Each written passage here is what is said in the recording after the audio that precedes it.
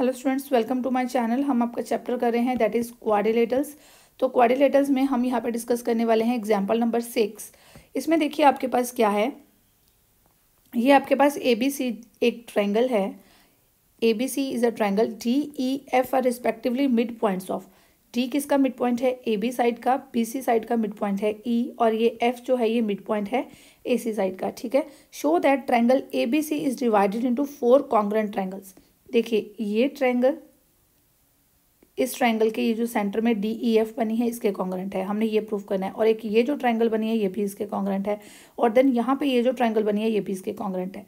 ये चीज़ हमने प्रूव करनी है। ये एक एफ ई डी ट्रायंगल है, तो ये सारी ट्रायंगल्स इसके कॉन्ग्रुएंट हैं, ये चीज़ हमने प्रूव करनी है। सबसे पहले हम क्या करते हैं, सबसे पहले हम इसको लेते हैं। देखिए यहाँ पे डी जो है वो मिड पॉइंट है ए बी का, ठीक है। एफ जो है ये मिड पॉइंट किसका है? ए सी का। तो हम यही चीज़ लिख लेते हैं, D is mid point of, किसका मिड पॉइंट है? D, ए बी का। Also F is mid point of, ये किसका मिड पॉइंट है आपके पास?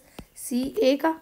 ठीक है। अब यहाँ पे देखिए, अगर D मिड पॉइंट है ए बी का और F मिड पॉइंट है इसका सी ए का, तो हमारे पास क्या चीज़ होती है कि जो डी एफ होगा, मिड पॉइंट थ्योरम क्या बताती है? D F will be parallel to B C. ठीक है। तो it implies D F will be parallel to B C. तो ब्रैकेट में आप क्या मेंशन करोगे? By mid point theorem. Mid point theorem से आपको क्या पता चलता है कि ये क्या हो गई? दोनों पैरेलल हो गई। अगर ये दोनों पैरेलल हो गई तो मैं कह सकती हूँ कि डी एफ जो है वो पैरेलल हो गया बी ई के। ठीक है। It implies D F parallel to B ई।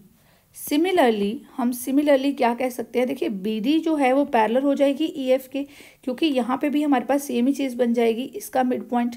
ठीक है। जो ई है वो इस ए सी ए साइड का मिड पॉइंट जो एफ है, और जो ई है यहाँ पे वो बी सी साइड का मिड पॉइंट है। तो ऐसे ही ये दोनों मिड पॉइंट्स हैं और ये पैरेलल हो जाएंगी। ठीक है। तो सिमिलरली हम लिख सकते हैं कि जो डी एफ है, जो बी डी है यहाँ पे, वो ई एफ के पैरेलल हो जाएगी। ठीक है। और ऐसे ही अगर ये लाइन की मैं बात करूं, जो डी ई की बात करूं, वो भी सी ए के पैरेलल हो जाएगी। ठीक है। तो similarly E F will be parallel to A B, E F will be parallel to A B, and D E will be parallel to किसके? सी ए या ए सी के पैरेलल हो जाएगी।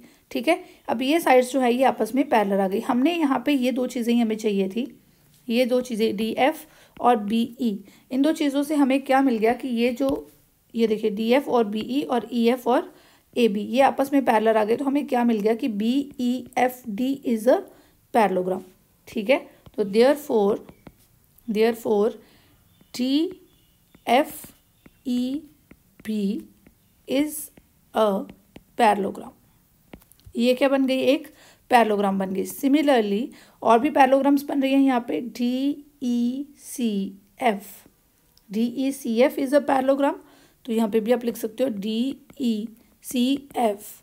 एंड एक और पैरेललोग्राम यहाँ पे बन रही है ए डी ई एफ, ऊपर भी एक पैरेललोग्राम बन रही है, and A D E F is parallelogram. ये सारी पैरेललोग्राम्स हो गई। अब एक रिजल्ट हमें और पता है कि जो पैरेललोग्राम होती है ना, जो पैरेललोग्राम होती है उसका अगर एक डायगोनल हम ले रहे हैं तो उसको दो कॉन्ग्रुएंट ट्रायंगल्स में डिवाइड करता है। यही चीज़ होती है ना। तो diagonal of parallelogram divides it into two congruent triangles. दो कॉन्ग्रुएंट ट्रायंगल्स में वो इसको डिवाइड करता है। ठीक है।